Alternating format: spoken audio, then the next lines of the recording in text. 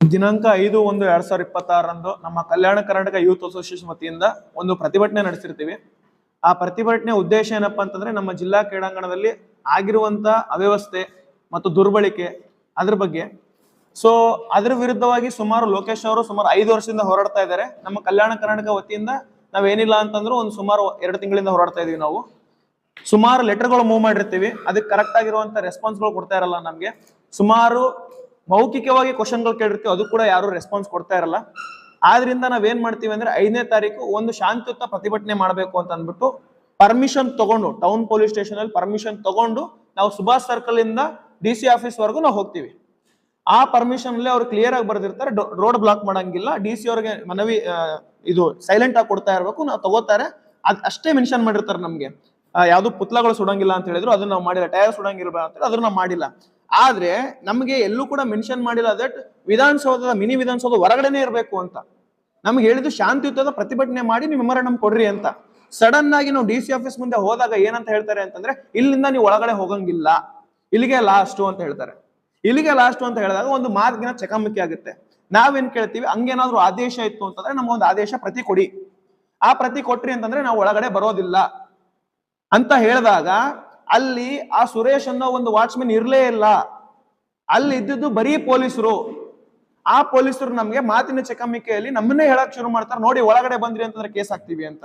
ಅವಾಗ ನಾವು ಕೇಳ್ತೀವಿ, ನಾವೇನಾದ್ರೂ ಇಲ್ಲಿ ಲೂಟಿ ಮಾಡಕ್ ಬಂದಿದೀವಾ, ನಾವಿಲ್ಲಾಂದ್ರೆ ಹೇಳಕ್ ಬಂದಿದ್ದೇವೆ, ಕೇಳಕ್ ಬಂದಿದ್ದೇವೆ? ಅವಾಗ ಕೇಳ್ತೀವಿ ನಾವು ಕ್ಲಿಯರ್ ಆಗಿ. ಅವಾಗ ಅವ್ರು ಏನು ಹೇಳಲ್ಲ. ಅವಾಗ ನಾವು ಪ್ರತಿನೂ ಕೇಳ್ತೀವಿ, DC ಸಾಹೇಬ್ರ ಆದೇಶ ಏನಾದ್ರು ಇತ್ತು ಅಂತಂದ್ರೆ ಅದ್ರದ್ದು ಒಂದು ಸಣ್ಣದ ಒಂದು ಕಾಪಿ ಆದ್ರೂ ತೋರಿಸಿ ನಮ್ಗೆ, ನಾವು ಒಳಗಡೆ ಬರೋದಿಲ್ಲ ಅಂತ. ಅವ್ರು ಹೇಳ್ತಾರೆ, ಇಲ್ಲ ನಮ್ಗೆ ಮೌಖಿಕವಾಗಿ ಹೇಳಿದ್ದಾರೆ ಅಂತ.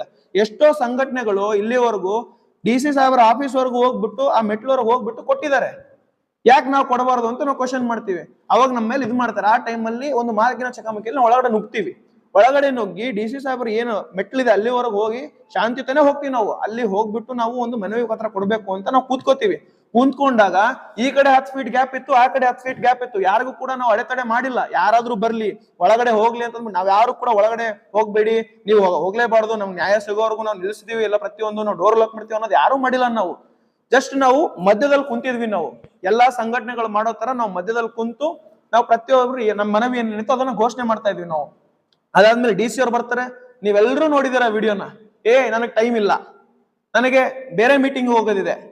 ಒಂದು 20ರಿಂದ 30 ಜನ ಅಲ್ಲಿ ಬಂದು ನಿಮಗೊಂದು ಮನವಿ ಕೊಡಕ್ ಬಂದಿದ್ದಾರೆ ಅಂತಂದ್ರೆ ಅದನ್ನ ಸ್ವೀಕರಿಸಕ್ ನಿಮಗ್ ಟೈಮ್ ಇಲ್ಲ ಅಂತಂದ್ರೆ ಅದು ಎಂತ DC ನೀವು? ಅದು ಕೂಡ ಒಬ್ಬ ರಾಷ್ಟ್ರೀಯ ಕ್ರೀಡಾಪಟು ಅಲ್ಲಿ ಬಂದಿದ್ದಾನೆ. ಅಲ್ಲಿ ಹಲವಾರು ಪಾರ್ಟಿಗಳ ಲೀಡರ್ಸ್ ಬಂದಿದ್ದಾರೆ, ಹಲವಾರು ಸಂಘಟನೆ ಲೀಡರ್ಸ್ ಬಂದಿದ್ದಾರೆ. ಅಲ್ಲಿ ಅವ್ರು ಯಾರಿಗೂ ರೆಸ್ಪೆಕ್ಟ್ ಮಾಡಲ್ಲ. ಅವ್ರು ನನಗ್ ಟೈಮ್ ಇಲ್ಲ ಅಂತ ಹೇಳ್ತಾರೆ. ಅವ್ರು ಇರೋದೇ ನಮ್ಗೋಸ್ಕರ ಅಲ್ವಾ? ಅದನ್ನ ಬಿಟ್ಟು ಅವ್ರು ಏನ್ ಮಾಡ್ತಾ ಇದಾರೆ ಅಲ್ಲಿ ಅನ್ನೋ ಒಂದು ಕ್ವಶನ್ ಅಲ್ಲಿ, ಸರ್ ತಗೊಳ್ಳಿ, 1-2 ನಿಮಿಷ ಓದಿ, 2 ನಿಮಿಷ ಎಲ್ಲರೂ ನೋಡಿದಿರ ವಿಡಿಯೋ, ನಾವ್ ಏನು ಹೇಳ್ಬೇಕಾಗಿಲ್ಲ, 2 ನಿಮಿಷ ನೋಡಿ ಅಂದ್ರು ಕೂಡ ಅದಕ್ಕೆ ಅವ್ರು ರೆಸ್ಪಾನ್ಸ್ ಮಾಡಲ್ಲ. ಸಡನ್ ಆಗಿ ಹೋಗ್ಬಿಡ್ತಾರೆ. ಅವಾಗ ನಮ್ಮ ಕಾರ್ಯಕರ್ತರು ಸ್ವಲ್ಪ ಸಿಟ್ಟಾಗಿ ಒಂದು ಘೋಷಣೆ ಕೂಗ್ತಾರೆ, ಜಿಲ್ಲಾಧಿಕಾರಿಗಳಿಗೆ ಧಿಕ್ಕಾರ ಅಂತ. ಯಾಕೆ ಅಂತಂದ್ರೆ ಒಬ್ಬ ಜಿಲ್ಲಾಧಿಕಾರಿಗಳು ನಮ್ಗೆ ಏನ್ ಕೆಲಸ ಮಾಡ್ಬೇಕು ಅದನ್ನ ಬಿಟ್ಟು ನನಗೆ ಬೇರೆ ಮೀಟಿಂಗ್ ಗಳನ್ನ ಮಾಡ್ಕೊಂಡು ಹೋಗ್ತೀನಿ ಅಂತಂದ್ರೆ ಮಾಡ್ಕೊಂಡು ಹೋಗ್ಲಿ, ಅದಕ್ಕೆ ಒಂದು ಧಿಕ್ಕಾರ ಕೂಗಿದ್ವಿ ನಾವು. ಆ ಧಿಕ್ಕಾರ ಕೂಗಿದ ತಕ್ಷಣ ಅವ್ರು ಹೋಗ್ತಾರೆ. ಹೋದ ತಕ್ಷಣ ವಾಪಸ್ ಬರ್ತಾರೆ. ವಾಪಸ್ ಯಾವಾಗ ಬರ್ತಾರೆ? 4:30 ವಾಪಸ್ ಬರ್ತಾರೆ ಅವರು. ಅಷ್ಟ್ರೊಳಗಡೆ ಏನಾಗುತ್ತೆ ಅಂತಂದ್ರೆ ಪೊಲೀಸರು ಒಂದು ವ್ಯಾನ್ ಕರೆಸ್ತಾರೆ ನಮ್ಮನ್ನ ಎತ್ತಾಕೊಂಡು ಹೋಗ್ಬೇಕು ಅಂತ. ಮಹಿಳಾ ಕಾನ್ಸ್ಟೇಬಲ್ ಕರ್ಸಕ್ ಶುರು ಮಾಡ್ತಾರೆ. ಯಾಕಂದ್ರೆ ನಮ್ಮ ಜೊತೆ ಮಹಿಳೆಯರಿದ್ರು. ಟೋಟಲ್ ಆಗಿ ನಮ್ ಸಂಘಟಕರೇ ನಾವು 20-25 ಜನ ಇದ್ವಿ, ಪೊಲೀಸರೇ 20 ಜನ ಬಂದ್ರು ನಮ್ಮನ್ನ ಎತ್ತಾಕೊಂಡು ಹೋಗ್ಬೇಕು, ನಮ್ಮನ್ನ ಪ್ರೆಷರ್ ಮಾಡ್ಬೇಕು ಅಂತಾನೆ. ಅಂಡ್ ಈ ಪಾಯಿಂಟ್ ನಾನು ಕ್ಲಿಯರ್ ಆಗಿ ಮೆನ್ಷನ್ ಮಾಡ್ಬೇಕು ನಿಮ್ ಮೀಡಿಯಾದವ್ರ ಮುಂದೆ. ಏನ್ ಮಾಡಿದ್ದಾರೆ ಅಂತಂದ್ರೆ, ಯಾರು ಪ್ರೊಟೆಸ್ಟ್ ಬಂದಿರ್ತಾರೆ ಆ ಯುವಕರು ಪಕ್ಕದಲ್ಲಿ ಕರ್ಕೊಂಡು ಹೋಗ್ಬಿಟ್ಟು, ನೋಡ್ರಿ ನಿಮ್ ಮೇಲೆ FIR ಮಾಡ್ತೀವಿ, ಇಲ್ಲಿಂದ ತೊಲಗ್ ಬಿಡ್ರಿ ನೀವು, ಇಲ್ಲಿಂದ ಹೋಗ್ಬಿಡ್ರಿ ನೀವು, ಇಲ್ಲಾಂದ್ರೆ ನಿಮ್ ಮೇಲೆ FIR ಮಾಡ್ತೀವಿ, ನಿಮ್ ಕಾಲೇಜಿಗೆ ನೋಟಿಸ್ ಕಳಿಸ್ತೀವಿ, ನಿಮ್ ಸ್ಕೂಲಿಗೆ ನೋಟಿಸ್ ಕಳಿಸ್ತೀವಿ ಅಂತ. ಅಂತದೇನ್ ತಪ್ಪು ಮಾಡಿದ್ರು ಅವರು? ಅವ್ರು ನ್ಯಾಯ ಕೇಳಕ್ ಬಂದಿದ್ದೆ ತಪ್ಪ ಅವ್ರದು? ಕೊನೆಯದಾಗಿ DC ಅವರು 4:15 ಬರ್ತಾರೆ. 4:15 ಬಂದ್ಬಿಟ್ಟು ಯಾವುದೇ ತರದ ವಿಡಿಯೋ ರೆಕಾರ್ಡ್ ಮಾಡಕ್ ಬಿಟ್ಟಿಲ್ಲ ನಮ್ಗೆ.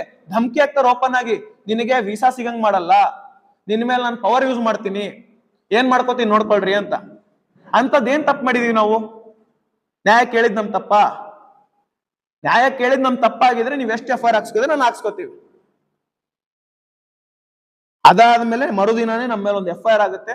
ಸುರೇಶ್ ಅನ್ನೋರು FIR ಮಾಡ್ತಾರೆ. ನಿಜ ಹೇಳ್ಬೇಕು ಅಂದ್ರೆ ಆ ಒಂದು ಪ್ರೊಟೆಸ್ಟ್ ಅಲ್ಲಿ ಸುರೇಶ್ ಅನ್ನೋರು ನಾನು ನೋಡೇ ಇಲ್ಲ, ಯಾವ ವಾಚ್ಮನ್ ನಾನು ನೋಡೇ ಇಲ್ಲ. ಕ್ಲಿಯರ್ ಕಟ್ ಆಗಿ ಅಲ್ಲಿ ಹೇಳ್ಬೇಕು ಅಂದ್ರೆ ಅಲ್ಲಿ ಇದ್ದು ಬರೀ ಪೊಲೀಸರು. ಬೇಕಾದ್ರೆ ನಾನು ಕೂಡ ವಿಡಿಯೋ ಕೊಡ್ತೀನಿ, ಪ್ರತಿಯೊಬ್ಬರಿಗೂ ನಾನು ಒಂದು ಕಾಪಿ ವಿಡಿಯೋ ಕೊಡ್ತೀನಿ. ಆ ಒಂದು ಗೇಟ್ ತಳ್ಳುವಂತ ಪರಿಸ್ಥಿತಿಯಲ್ಲಿ ಸುರೇಶ್ ಅನ್ನೋ ಒಬ್ಬ ವಾಚ್ಮೆನ್ ಅಲ್ಲಿ ಇರ್ಲಿಲ್ಲ. ಅಲ್ಲಿ ಇದ್ದಿದ್ದು ಬರೀ ಪೊಲೀಸರು. ಮರುವಾಗಿ ಪೊಲೀಸರಷ್ಟೇ ಅಲ್ಲ, ಅಲ್ಲಿ CPI ಬರ್ತಾರೆ, ರೂರಲ್ PSI ಬರ್ತಾರೆ, ಟೌನ್ PSI ಬರ್ತಾರೆ, ಪ್ರತಿಯೊಬ್ಬರು ಬಂದ್ಬಿಟ್ಟು ನಮ್ಗೆ ಕನ್ವಿನ್ಸ್ ಮಾಡಕ್ ಟ್ರೈ ಮಾಡ್ತಾರೆ. ಅಂದ್ರೆ ಪೊಲೀಸರು ನಮ್ಮ ಮಧ್ಯೆ ಯಾವುದೇ ಒಂದು ಚಕಮಕಿ ಇರ್ಲಿಲ್ಲ.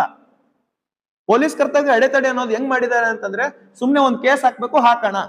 ಇದು ಏನ್ ಮೊದಲನೇ ಕೇಸ್ ಅಲ್ಲ ನನ್ನ ಮೇಲೆ, 2025ರಲ್ಲೂ ಕೂಡ ಕೇಸ್ ಹಾಕಿದ್ರು ನನ್ನ ಮೇಲೆ, ಪೊಲೀಸ್ ಕರ್ತವ್ಯಕ್ಕೆ ಅಡೆತಡೆ ಅಂತ. ನಮ್ಮ ಹೈಕೋರ್ಟ್ ಹೇಳುತ್ತೆ ಟ್ರಾನ್ಸ್ಪರೆನ್ಸಿ ಮೇಂಟೈನ್ ಮಾಡಬೇಕು ಪೊಲೀಸ್ ಕಚೇರಿಯಲ್ಲಿ ಅಂತ ಅಂದ್ಬಿಟ್ಟು. ಹಂಗಂತ ಅಂದ್ಬಿಟ್ಟು ನಾನು ಯಾವ್ದಾವ್ದೋ ಕೇಸ್ ರಿವೀಲ್ ಮಾಡಕ್ ಹೋಗಿರ್ಲಿಲ್ಲ. ನಾನು ನನ್ನ ಒಂದು ಕೇಸ್ ಯಾಕೆ ತಗೊಂಡಿಲ್ಲ ಅಂತ ಅಂದ್ಬಿಟ್ಟು ಹೋದ ವರ್ಷ ಹೋದಾಗ ನನ್ನ ಮೇಲೆ ಕೇಸ್ ಹಾಕಿದ್ರು. ಪೊಲೀಸರು ನನ್ನ ಮೇಲೆ ಮತ್ತೆ ನಮ್ಮಿಬ್ಬರ ಮೇಲೆ ಎಂತ ಟಾರ್ಗೆಟ್ ಮಾಡ್ತಾ ಇದಾರೆ ಅಂತಂದ್ರೆ, ಹೋದ ವರ್ಷ ಜುಲೈ 3ನೇ ತಾರೀಕು ಬರ್ಲಾರ್ದಂತ ಜುಡಿಷಿಯಲ್ ಕಚೇರಿಯಲ್ಲಿ ನನ್ನ ಮೇಲೆ ರೇಪ್ ಕೇಸ್ ಹಾಕಿ 71 ದಿನ ಜೈಲಲ್ಲಿ ಇಡ್ತಾರೆ. ನನಗೆ ಇಷ್ಟು ಫೈಲ್ಸ್ ಇದೆ ನನ್ನ ಹತ್ರ, ತೋರಿಸ್ತೀನಿ ನಾನು. ವುಮೆನ್ ಪೊಲೀಸ್ ಸ್ಟೇಷನ್ ಅವರು ವಿತಿನ್ 75 ಡೇಸ್ ನನ್ನ ಮೇಲೆ ಚಾರ್ಜ್ ಶೀಟ್ ರೆಡಿ ಮಾಡ್ತಾರೆ. ಆದ್ರೆ ಇಲ್ಲಿ ಇಷ್ಟು ಫೈಲ್ಸ್ ಇದೆ ನನ್ನ ಹತ್ರ, ಇಷ್ಟು FIRs ಇದೆ. ಇಲ್ಲಿವರೆಗೂ ಒಂದಿಷ್ಟು ಚಾರ್ಜ್ ಶೀಟ್ ಆಗಿಲ್ಲ, ಇನ್ನೊಂದಿಷ್ಟು ಟ್ರಯಲ್ ನಡೀತಾ ಇಲ್ಲ. ನಾನು ಕೊಟ್ಟಿರುವಂತ FIR ಗಳು ಇನ್ನಾದ್ರೂ ಚಾರ್ಜ್ ಶೀಟ್ ಆಗಿಲ್ಲ. ಏಪ್ರಿಲ್ ಇಂದ ಕೊಟ್ಕೊಂಡು ಶುರು ಮಾಡಿದೀನಿ ನಾನು, 2025 ಏಪ್ರಿಲ್ ಅಲ್ಲಿ ಶುರು ಮಾಡಿದೀನಿ ನಾನು FIR ಗಳು ಹಾಕೋದು. ಇನ್ನಾದ್ರೂ ಚಾರ್ಜ್ ಶೀಟ್ ಆಗಿಲ್ಲ. ಆದ್ರೆ ನನ್ನ ಮೇಲೆ ಅವತ್ತಿನ ದಿನನೇ ಆಗಿರುವಂತದ್ದು ಚಾರ್ಜ್ ಶೀಟ್ ನಡೀತದೆ, ಟ್ರಯಲ್ ನಡೀತದೆ. ನೆಕ್ಸ್ಟ್ ನನಗೆ 2ನೇ ತಿಂಗಳು 6ನೇ ತಾರೀಕು ಡೇಟ್ ಇದೆ ನನಗೆ. ಇಷ್ಟು ಪೊಲೀಸ್ ದಬ್ಬಾಳಿಕೆ ನಡೀತಾ ಇದೆ ನಮ್ಗೆ. ಅಂತದ್ ಏನ್ ತಪ್ಪು ಮಾಡಿದೀವಿ ಅನ್ನೋದು ನಮ್ ಕ್ವಶನ್ ಅಷ್ಟೇ. ಈ ಸುದ್ದಿಗೋಷ್ಠಿ ಮುಖಾಂತರ ಒಂದೇ ಹೇಳಕ್ ಇಷ್ಟಪಡ್ತಾ ಇದೀನಿ, ನಾವು ಹೆದರಿಲ್ಲ. ನಮ್ಮ ಮೇಲೆ ಇನ್ನೊಂದ್ 4 FIR ಹಾಕ್ತಿದ್ರೆ ಹಾಕಿ, ಈ ಒಂದು ಪ್ರೊಟೆಸ್ಟ್ ಮಾತ್ರ ನಾವು ನಿಲ್ಸಲ್ಲ. ನಾವು ಈ ಪ್ರೊಟೆಸ್ಟ್ ಯಾವಾಗ ನಿಲ್ಲಿಸ್ತೀವಿ ಅಂತಂದ್ರೆ, ನಮ್ಮ ಜಿಲ್ಲಾ ಕ್ರೀಡಾಂಗಣ ಅಭಿವೃದ್ಧಿ ಆಗಿ ಅವತ್ತಿನ ದಿನ ನಾವು ಖುಷಿಯಿಂದ ಅಲ್ಲಿ ಓಡಾಡಬೇಕು. ಖುಷಿಯಿಂದ ನಾವು ಅಲ್ಲಿ ಕ್ರೀಡಾಪಟುಗಳು ನಮಗೆ ಬಂದು ಥ್ಯಾಂಕ್ ಯು ಹೇಳ್ಬೇಕು. ಯಾಕೆ ಅಂತಂದ್ರೆ ನಿಮ್ಮಿಂದ ಆಯ್ತು ಅಂತ. ಅಲ್ಲಿವರೆಗೂ ನಾವು ಇದು ನಿಲ್ಸಲ್ಲ. ನಿಮ್ಗೆ ರಾಜಕೀಯ ಪ್ರೆಷರ್ ಇದೆ ಅಂತ ನಮ್ಗೆ ಐಡಿಯಾ ಇದೆ. ಪೊಲೀಸರಿಗೆ ರಾಜಕೀಯ ಪ್ರೆಷರ್ ಇದೆ, ಒಂದಿಷ್ಟು ನೇಮ್ಗಳೇ ಮೆನ್ಷನ್ ಮಾಡಿಲ್ಲ ನೀವು FIR ಅಲ್ಲಿ. ನಮ್ಗೆ ಖುಷಿನೇ ಇದೆ, ನಮ್ಮಿಬ್ಬರ ಮೇಲೆ ಹಾಕಿದ್ರೆ ನಮ್ಗೆ ಖುಷಿನೇ ಇದೆ. ನಿಮ್ಗೆ ಅಂತ ರಾಜಕೀಯ ಪ್ರೆಷರ್ ಇತ್ತು ಅಂದ್ರೆ ಮೇಂಟೈನ್ ಮಾಡ್ಕೊಂಡು ಹೋಗಿ.